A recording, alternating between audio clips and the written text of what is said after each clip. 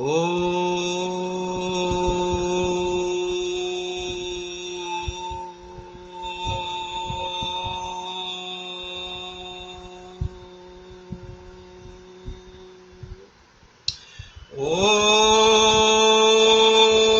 नमो ब्रह्मण्यवासुदेवाय गोविंदाय हिताय च कर्पूरगौरं करुणावतारं संसारसारं भुजगेन्द्रहारं सदा वसन्तं हृदयारविन्दे भवं भवानी सहितं नमामि करारविन्दे पदारविन्दं मुखारविन्दे विनिवेशयन्तं जगद्भटेतं ब्रतुकं शयानं बालं मुकुन्दं मनसा स्मरामि अज्ञानतिमिरान्धस्य ज्ञानाञ्जनशलाकया चक्षुरुन्मीलितं येनं तस्मै श्रीगुरुवे नमः।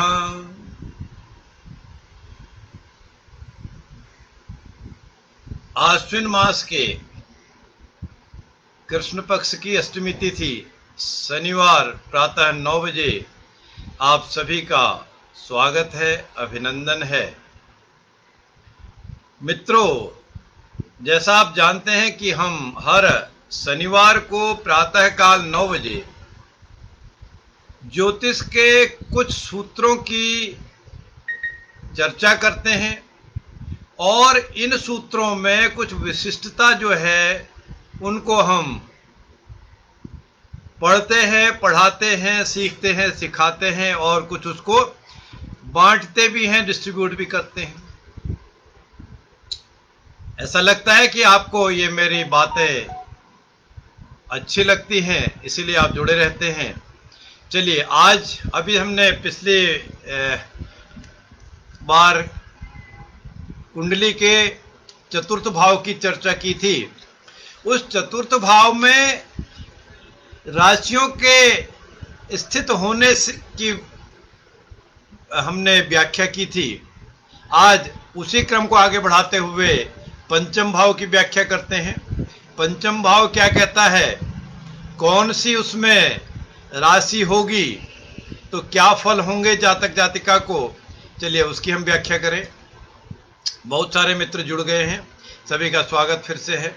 तो पंचम भाव ये तो हम जानते ही हैं कि विद्या, बुद्धि, संतान की व्याख्या करता है।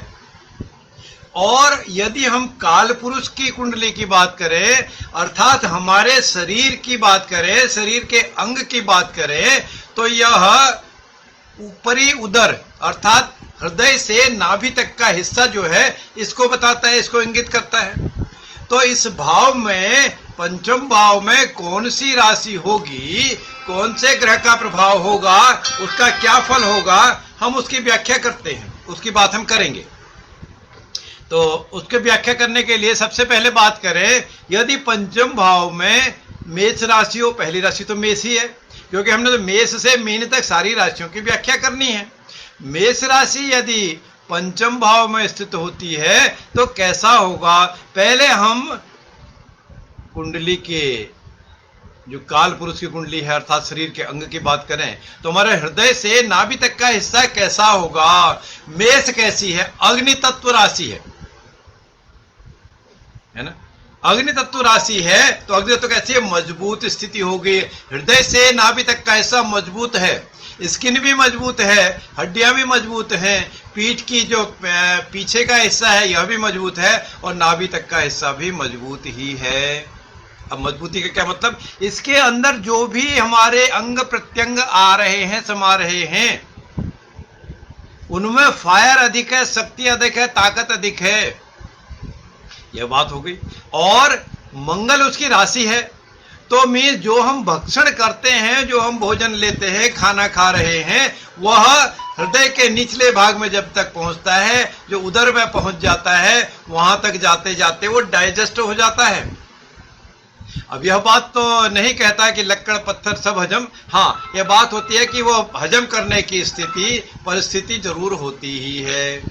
ठीक है, अब जो अगली बात है हमारी, अगली बात वृषभ राशि, ये हमारे जो विद्या बुद्धि संतान की बात करते हैं। विद्या कैसी होगी जहां तक कि मेष राशि हो तो। अब मेष राशि कैसी है? सूरवीर राशि है, मंगल की राशि है, अर्थात टेक्निकल एजुकेशन। दिमाग कैसा? ताकत वाला। पेट में ताकत है, विद्या की बात करें तो दिमाग की बात है, तो वो भी ताकत वाला। ताकत वाला दिमाग कैसा होगा? ताकत वाला दिमाग में जिस चीज की जरूरत है उसको वो अप्लाई करने में, एडेप्टेबिलिटी में, एडॉप्टेबिलिटी में, गिव में टेक में वो परफेक्ट होंगे। अच्छा, बुद्धि कैसी होगी? बुद्धि जब एनर्जी सिनर्जी फुल पावर है उसके पास, तो बुद्धि भी अच्छी चलती है।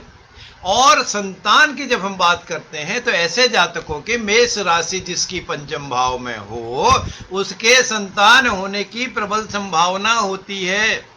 कैसे होती है? ताकतवर राशि है और एफर्ट्स करने के लिए मंगल की रात, मंगल वहां पर स्वामी तो लिए हुए बैठे हुए हैं, संतान होने की भी प्रबल संभावना है। हाँ, अब मंगल क्रूरता जो है, क्रूरता तो अपने दिखाएंगे। क्रूर होने की वजह से, मंगल अशुग्र होने की वजह से कहीं न कहीं कोई न कोई वजह से उसमें बाधा ही आए, या कोई ऐसा दिक्कत ही आए, व्यवधान ही आए, या कुछ न कुछ तो आएगा ही, ऐसा तो लगता ही है, दिखता ही है। अब दूसरी राशि वृषभ राशि अगर हो, वृषभ राशि कैसी है? शांत सौम्य है, क्योंकि उनके चिन्ह जो है ना बैल हैं, और जब चिन्ह बैल हैं तो शांत सौम्य मेहनती है।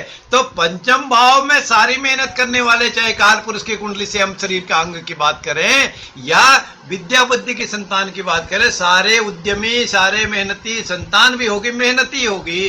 संतान के लिए दूसरी बात यह भी है, संतान के लिए उस जातक जातिका को मेहनत भी करनी पड़ सकती है। संतान उत्पन्न करना हो, संतान का लालन पालन करना हो, संतान की शिक्षा दीक्षा करनी हो, या अपनी शिक्षा लेने के लिए भी, अपनी शिक्षा ग्रहण करने के लिए भी स्कूल के समय से ही, चाहे वो आज के हिसाब से प्राइमरी हो, प्री प्राइमरी हो, या और कुछ भी हो, उसको मेहनत तो करनी पड़ेगी, या वो मेहनती होंगे, दोनों ही बात होगी, दोनों में एक बात तो होगी। यह बात थी हमारी वृषभ राशि से। और वृषभ राशि के जो स्वामी हैं शुक्र महाराज हैं। शुक्र महाराज का क्या काम है? शुक्र महाराज तो शांत सौम्य प्रभावशाली हैं, तो प्रभाव डालने वाले तो हैं। अब जितना मंगल की राशि से हमने कहा सख्त होगा, उधर से ये नाभि से चस्ट तक का, छाती तक का हिस्सा, तो शुक्र ने क्या किया? सौम्यता लिए हुए, सुंदरता लिए हुए, स्किन भी चिकनी है। और शुक्र क्या है? देवाधिदेव जो गुरु हैं उनकी तरह, देवाधिदेव गुरु तो नहीं है, लेकिन वह भी किसी के गुरु हैं, राक्षसों के गुरु हैं, तंत्र मंत्र यंत्र के ज्ञाता अधिष्ठाता शुक्राचार्य महाराज हैं। तो शुक्र महाराज का फल क्या होगा? इस हमारे शरीर के इस अंग में यदि किसी चीज की कभी भी आवश्यकता होगी तो शुक्र महाराज उसको फुलफिल करेंगे, तंत्र से, मंत्र से, यंत्र से, विचार से, बुद्धि से, क्योंकि शुक्र भी बुद्धि के ज्ञाता और अधिष्ठाता हैं। तो यह तो बात थी वृषभ राशि की। अब यहीं पर यदि मिथुन राशि हो तो क्या होगा? मिथुन राशि, हम चिन्हों से अगर हम बात कर लेते हैं, कन्या, कन्या जातक, कन्या जातक कैसा होगा? तो शरीर के अंग में कैसा है? कोमलता लिए हुए है। कन्या का स्वभाव ही कोमलता वाला है, तो कुछ ना कुछ कोमलता होगा। कन्या में राशि की बात नहीं कर रहा हूं, फीमेल की बात कर रहा हूं। तो यह शरीर का अंग हमारा कोमलता लिए हुए, सॉफ्टनेस लिए हुए, चाहे स्किन हो या अंदरूनी अंग हो, सॉफ्ट हो, मुलायम हो, कमजोर हो। और जो बुध इसके स्वामी है मिथुन राशि के, बुध का काम क्या है? चंचलता। अभी बच्चे ने एक खिलौना पकड़ा, उसको छोड़ दिया, फिर दूसरा खिलौना ले लिया, फिर कुछ तीसरी चीज उठा ली। बच्चे को ज्ञान नहीं है, बोध कम है, बहुत छोटा बच्चा है, बोधमय होने के लिए उसको एडल्ट होना पड़ता है, इसलिए टीन जब क्रॉस करता है तब 18 में वो 18 का मतलब एडल्ट होता है। तो मीन्स कैसा है, भोलापन लिए हुए। अब वो चाहे विद्या बुद्धि की बात हो या संतान की बात हो, तो भोलापन कैसे, संतान के लिए जातक को पता है नहीं चला, इनोसेंटली उसके बच्चे हो गए या बच्चा हो गया या हो गई जो भी था। और विद्या भी कैसी, अब विद्या की बात करें तो विद्या के तो कारक हैं बुध, मिथुन राशि और बुध उसके स्वामी, तो विद्या देने वाले तो हैं। वाणी के कारक भी मिथुन राशि और बुध हैं, बोलने में भी सॉफ्ट हैं। बुद्धि तो चलेगी, कैसी बुद्धि होगी बुध की, बच्चा है ना, राजकुमार है ना, चंचलता लिए हुए, ऐसी बुद्धि होगी। चलिए फिर अब अगली बात जो हम करते हैं, कर्क राशि। कर्क राशि यदि पंचम भाव में हो तो क्या होगा, केकड़ा उसका चिन्ह है कर्क का, है ना, कैंसर है, कर्कट। कर्कट का क्या मतलब है, कर्कट मीन्स जो कहीं न कहीं टेढ़ा मेढ़ापन लिए हुए, व्याधि लिए हुए, अगली सा दिखने वाला, बहुत सुंदर दिखने वाला नहीं। तो शरीर की अंग की हम बात कर रहे हैं, तो इस तरह की बात कहीं न कहीं हो सकता है, या क्षेत्र बहुत सुंदर ना हो शरीर के बाकी अंगों से, या दूसरे से कंपेयर करें तो बहुत सुंदर ना हो, ऐसा हो सकता है। और क्या हो सकता है, और जलीय तत्व है ना ये कर्कट राशि भी, फिर क्या होगा, तो यह भाग भी मुलायम होगा, जैसे शुक्र की राशि थी, वृषभ राशि थी, यह मुलायम भी होगा। और जब विद्या की बात करते हैं, चंचलता लिए हुए चंद्रमा है,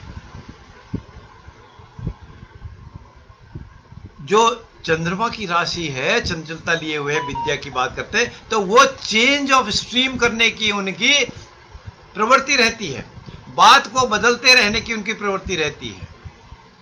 या दूसरी बात हम कहें, विद्या को बदलते रहने की, एक चीज के बाद जंबल कर लिया, फास्ट चलने वाले हैं, या तो बहुत तेज चलते हैं या बहुत बदलने की टेंडेंसी रहती है, ऐसी विद्या हो। और जो फिर बुद्धि कैसी है, बुद्धि भी, अभी मैं बात कर रहा हूं आपसे, अभी मेरी दूसरी जगह ध्यान गया, फिर तीसरी जगह गया, इधर उधर मैं 10 जगह घूम आया, आप भी बातें सुन रहे हैं। हो सकता है हम बातें करते करते आप पूरी दुनिया का चक्कर लगाए, है ना, एक चक्कर लगा लिया। मैं थोड़ा कंसंट्रेट मुझे करना पड़ता है, मैं नहीं लगा पा रहा हूं इस समय, क्योंकि मुझे आपके सम्मुख बोलना है, अदरवाइज यह ध्यान जाता है, ध्यान बटता है, तो बटने वाले, ध्यान हटने वाली चंचलता लिए हुए कर्क राशि पंचम भाव में फल देगी। अब अगली राशि कर्कट के बाद सिंह राशि, पंचम भाव में सिंह राशि हो तो काल पुरुष की कुंडली के हिसाब से भी वह सिंह राशि ही वहां पर बैठती, क्योंकि मेष लग्न पहले है, मेष लग्न के बाद पंचम लग्न सिंह, तो पंचम लग्न सिंह है, और सिंह लग्न ही अगर वहां पर हो पंचम भाव में, तो जातक कैसे होंगे, शेर का स्वभाव क्या है, हृष्ट पुष्ट तंदुरुस्त, और कैसे हैं, राजा हैं, सूर्य की राशि है ना, राजा है, पिता है, अथॉरिटेटिव है, तो यह हिस्सा, उधर का हिस्सा, पीठ का हिस्सा, चेस्ट से छाती से नाभि तक का हिस्सा जितना भी है, यह बहुत ही मजबूत होगा, शरीर के बाकी अंगों से अधिक पुष्ट होने की संभावना है। और विद्या कैसे ग्रहण करेंगे, मैनेजमेंट की विद्या, कंट्रोल करने की विद्या, सिविल सर्विसेज की विद्या, पावर की विद्या, दिखावे की विद्या। क्यों दिखावा, क्यों हमने कहा दिखावा, इसलिए सूर्य से दिखता है, सूर्य के प्रकाश से ही तो हम सब कुछ देखते हैं।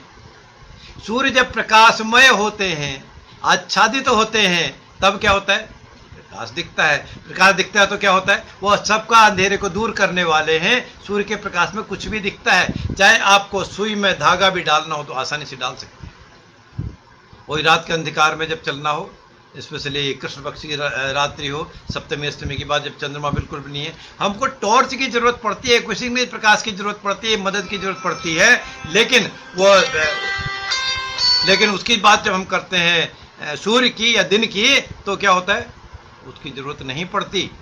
हाँ, आईसाइट वीक ही है, आंखें कमजोर ही हैं, तब चश्मा लगाना अलग है, लेकिन दिन में हमने कभी नहीं देखा किसी को टॉर्च लगाते हुए, मसाल चलाते हुए, या और कोई यंत्र से वो लाइट यूज कर रहे हो। चलिए, ये तो एक बात थी।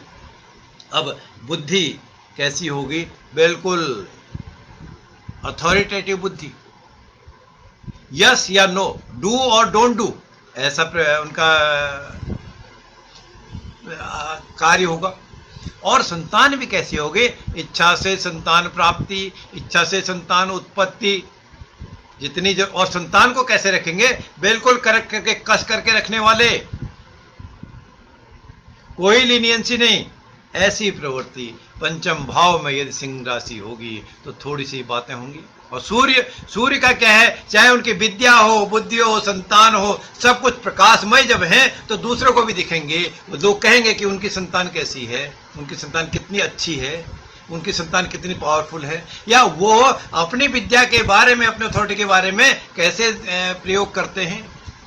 चलिए अगली राशि, छठी राशि जो कन्या राशि है। कन्या राशि कैसी है? टू मच टॉकेटिव है ना कन्याएं।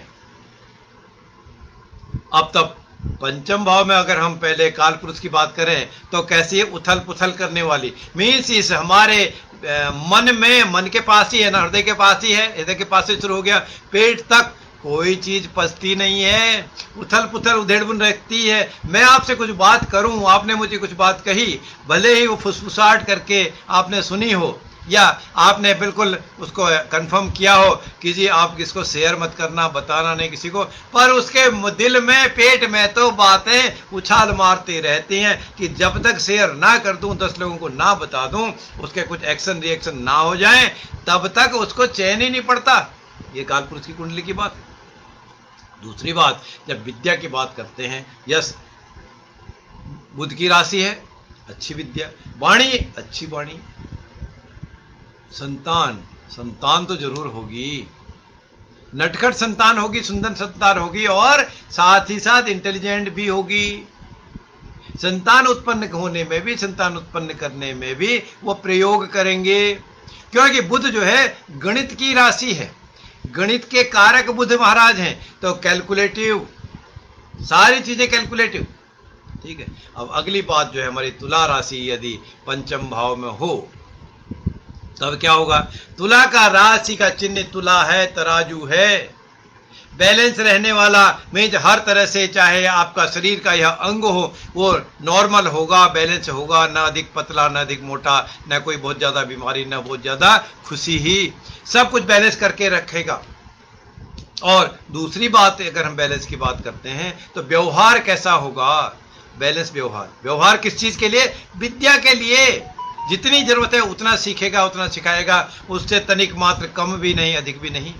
मैंने ऐसे इंटेलिजेंट लोग देखे हैं, व्यवहार कुशल देखे हैं, उतनी बात बोलते हैं, उतनी विद्या बताते हैं। आगे अगली बात, आगे आओ भैया, फिर बाद में बताएंगे। क्यों भाई बाद में? क्योंकि उनमें बैलेंस है। वो बैलेंस कैसा होता है, तराजू कैसा है, तुला कैसी है। इस कलयुग के तराजू की तरफ देखें तो वो तोलने वाला जो है वो अपनी तरफ झुकाता है तराजू को, बाहर की तरफ नहीं झुकाता। एक रत्ती मासा भी ज्यादा नहीं डालता। आटा भी ले रहे हो तो निकाल लेगा, कम दे देगा, बढ़ाता नहीं है।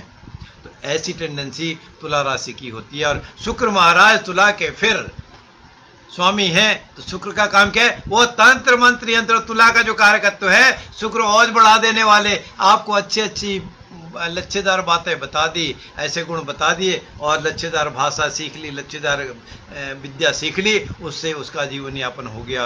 किसी को भी अट्रैक्ट करने की कला तुला में राशि में और शुक्र महाराज में है, विद्यमान है।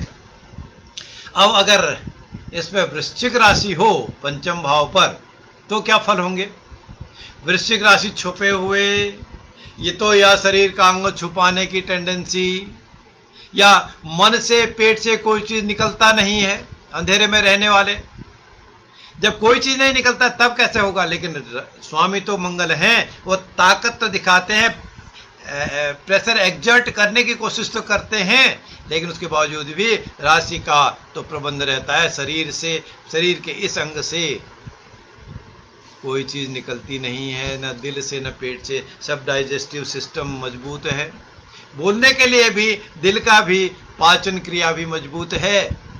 और मंगल का प्रभाव उसको बहुत ताकत, वो जो काम करने वाले हैं वृश्चिक राशि के, उसको सहायता देने के लिए, समर्पण देने के लिए मंगल महाराज विद्यमान हैं।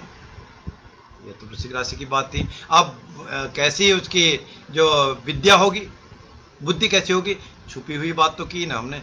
विद्या भी बुद्धि भी चुपचाप रह के सीखने वाला है। या जो हम बात कर रहे हैं, जिस बात को हम कर रहे हैं, यह गूढ़ विद्या है, अष्टम भाव की विद्या है वैसे तो गुप्त विद्या है। तो गुप्त कार्य करने वाले, गुप्त तरीके से सीखने सिखाने वाले, गुप्त विद्या को धारण करने वाले, संतान के बारे में भी पता नहीं चलता कब संतान आ गई, कितनी संतान हो गई, ये संतान से कैसे व्यवहार है, ये संतान के कैसे लाभ या हानि है, संतान को या संतान से, दोनों ही बातें गुप्त रहती हैं, प्रकट नहीं करते। धनु राशि जब अगली राशि आ जाएगी, 9वीं राशि पंचम भाव में, तो कैसे पेट कैसा होगा? ना तो बहुत मोटा, ना ये छाती से नाभि तक कैसा कैसा होगा, ना तो बहुत मोटा ना बहुत पतला, हाँ थोड़ा सा उभार लिए हो सकता है, क्योंकि धनुष का चिन्ह है ना, धनुष का चिन्ह है, थोड़ा सा उभार होगा तो एकदम स्लांटिंग भी हो जा रहा है। इस तरह की बात अगर देखनी है, थोड़ा उभार लिया है, अब थोड़ा सा उभार कम आ गया, इसमें उभार ज्यादा दिख गया। ये अगर उभार दिखता है तो यहां से स्लांटिंग लिया, थोड़ा उभार आया, फिर वैसे आ गया, बैलेंस करने वाला। एक बार दूसरा, अब उसका धनुष का जो दूसरा काम क्या है, वो तो तीर लगाने वाले हैं ना एकदम। तीर कैसे लगता है? तीर लगता है बिल्कुल अटेंटिव होके, ध्यान आकर्षण करने वाले, दूसरे का ध्यान आकर्षित करेंगे, अपना ध्यान को विचलित नहीं करेंगे।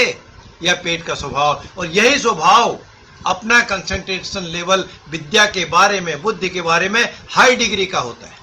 बहुत ही उच्च स्थिति का उनका जो स्वभाव है, बहुत ही उच्च डिग्री का, उच्च स्तर का जो उनका विद्या के बारे में, बुद्धि के बारे में एप्लीकेशन है, कंसंट्रेशन लेवल बहुत ही एक्सट्रीम हाई लेवल का होता है, बहुत ही सुंदर स्तर का होता है।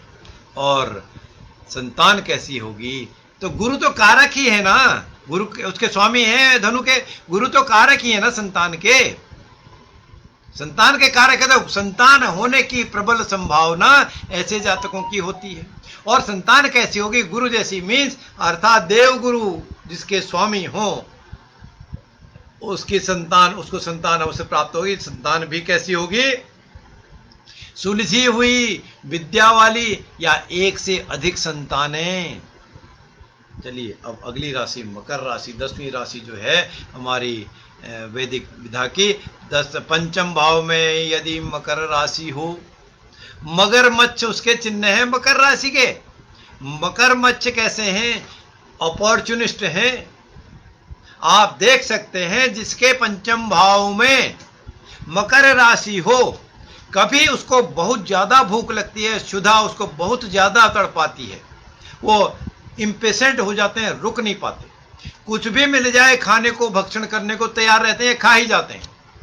और कभी कभी जब मगरमच्छ बहुत कुछ खा लेता है तो वो फिर क्या करता है? गहरे समुद्र में चला जाता है, फिर वो कुछ खाने के मन नहीं करता, कई दिन तक पचाते हैं। फिर क्या होगा? तब फिर उनको अपच की परेशानी भी हो जाती है, डकार भी आ जाते हैं। ये विलक्षण सी बात है, विचित्र सी बात है मकर राशि होने से। और दूसरी बात फिर अगली क्या है? विद्या कैसी है? शनि उसके स्वामी हैं। विद्या कैसी होगी? मेहनत करके मिली हुई विद्या। जिस विद्या को ग्रहण करेंगे उसमें मेहनत लाजमी ही होगी, करनी ही पड़ेगी, करते ही रहेंगे।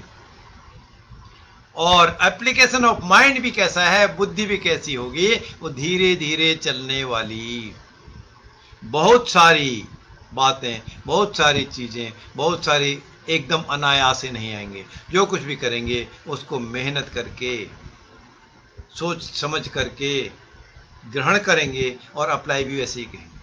एक थोड़ी सी नेगेटिव बात मैं कह दूं इस बारे में कि अगर कहें वो कैसा होगा, सिर्फ कंपैरिजन के लिए, ऐसा डिटो नहीं है, ऐसा कोई थंब रूल गारंटेड नहीं है कि ऐसा ही होगा, लेकिन फिर भी मकर राशि यदि पंचम भाव में हो तो जो ब्रेन पावर है ना कुछ कम है, धीरे धीरे सोच कम है।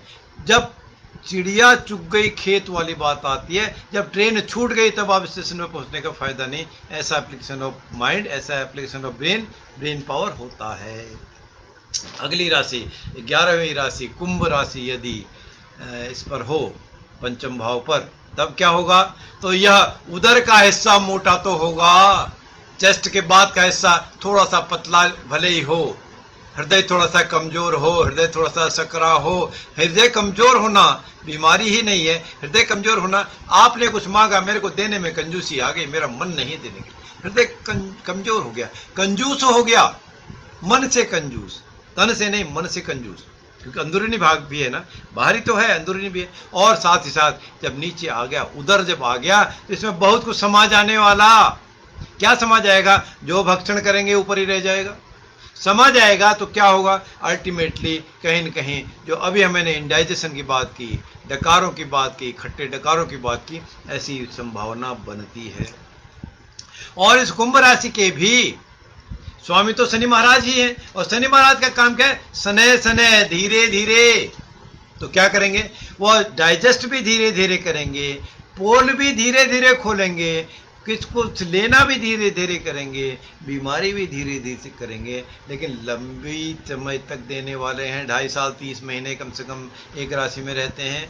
वक्री हो गए तो और कुछ टाइम बढ़ा देते हैं। धीरे धीरे होने की संभावना कार्य होता है। और आखिरी राशि इस काल पुरुष की अब जो है वह है मीन राशि। मीन राशि महाराज का क्या काम है? मीन राशि चंचलता लिए हुए है, तो यह मन, यह दिल, यह अंग चंचलता लिए हुए, कुछ भी थोड़ी थोड़ी देर में इनको चाहिए। मन भी कुछ कहने को तैयार है, कुछ सुनने को भी तैयार है, पेट भी कुछ भक्षण करने को, कुछ निकालने को तैयार है। आप देख सकते हैं मीन राशि जिसकी होगी, ऐसे जातक जातिकाओं को कॉल ऑफ द नेचर के लिए बार बार जाने की संभावना होती है, प्रोबेबिलिटी जाना पड़ता है, चाहे वो यूरिन के लिए हो, स्टूल के लिए हो, दिशामेदान दिशा सोच के लिए अक्सर जाना पड़ता है। और पेट में बहुत सारी बातें नहीं पहुंचती, और नीचे लोअर एब्डोमेन में, नाभि से नीचे के हिस्से तक आने तक वो बहुत ही उथल पुथल रहता है, बहुत ज्यादा गैस ट्रबल भी रह सकता है। और गुरु की राशि है भक्षण करने की, बोलने की, खाने की प्रवृत्ति तो अधिक होती ही है, अर्थात यह हिस्सा मोटा भी है, अधिक भी है, भारी भी है, और वो सारी चीजें अधिकता लिए होता है, इंक्लूडिंग जो आपकी फूड हैबिट है, खाने की आदतें हैं, और उसके बाद उसमें समा जाने की है। समाती तो हैं, इकट्ठा तो करते हैं, लेकिन मछली अपना काम करती है, वो उथल पुथल करते रहती है, बार बार बेचैनी भी होती है। और जब विद्या की बात कर रहे हैं, गुरु की राशि है, तो गुरु की राशि विद्या बुद्धि संतान तो होगी, होने की प्रबल संभावना तो है, यह बात तो सही है। लेकिन साथ ही मछली के चिन्ह को, उथल पुथल को भी हम नहीं भूलेंगे। बदलाव करने की परिभाषा, थोड़ा सा ट्रैक से ध्यान हटा कि बच्चा फेल हो गया, थोड़ा सा ट्रैक से दिमाग हटा, थोड़ा सा उसका डिस्टर्बेंस हुई, जो कुछ कर रहा था सब स्लेट जो है, ब्रेन रूपी स्लेट जो है क्लियर हो गई, कुछ सब निकल गया, नहीं कुछ किया। तभी लोग कहते हैं, या बच्चा भी कहता है, या दूसरे बड़े भी कहते हैं, भैया हमने तो सारे क्वेश्चन किए थे, फिर भी मार्क्स कम आए, या नहीं हम क्वालिफाई कर पाए, नहीं जॉब लग पाई, नहीं अच्छे परसेंटेज आए। या दूसरी बात ऐसे भी कहते हैं कि एग्जाम रूम में जाने पर सब ब्लैंक हो जाता है, वो कहीं मीन राशि का प्रभाव है। और इस तरह से हम आकलन काल पुरुष की कुंडली के साथ साथ हम बाकी कारकत्वों को भी अगर मिलाते हैं, तो इन 12 राशियों से हमको बहुत सटीकता मिलती है, बहुत अच्छी तरह से हम इनका विश्लेषण कर पाते हैं। हाँ, ये तो हमने केवल राशि और राशियों के स्वामियों की बात की। अब जितनी भी भाव हैं, पूरे 12 भाव, तो पंचम भाव ही पड़ा है, अभी तो 12वें भाव तक हमारे पास 12 टाइम है, तब भी उन भावों में ग्रहों की स्थिति परिस्थिति से भी पता चलता है, उनको भी हम कोरिलेट करते हैं। कोरिलेट करने से बहुत सारी बातें हमको मिलती हैं, और इसी क्रम को हम जारी रखेंगे। हाँ, आज का जो हमारा प्रोग्राम हम वैसे शनिवार के दिन ज्योतिष पुंज टीवी के माध्यम से टेलीकास्ट करते हैं, और फेसबुक में मैं लोड भी करता हूं बाद में। आज कुछ तकनीकी व्यवधान की वजह से ज्योतिष पुंज टीवी कनेक्ट नहीं हो पाया। अगले शनिवार के दिन प्रातः काल आप सबसे फिर मुलाकात होगी, और उसमें हम काल पुरुष की कुंडली के 6ठे भाव 6th हाउस का डिटेलिंग करेंगे, उसके बारे में कुछ जानेंगे, सुनेंगे, अर्चन करेंगे, अर्पण करेंगे।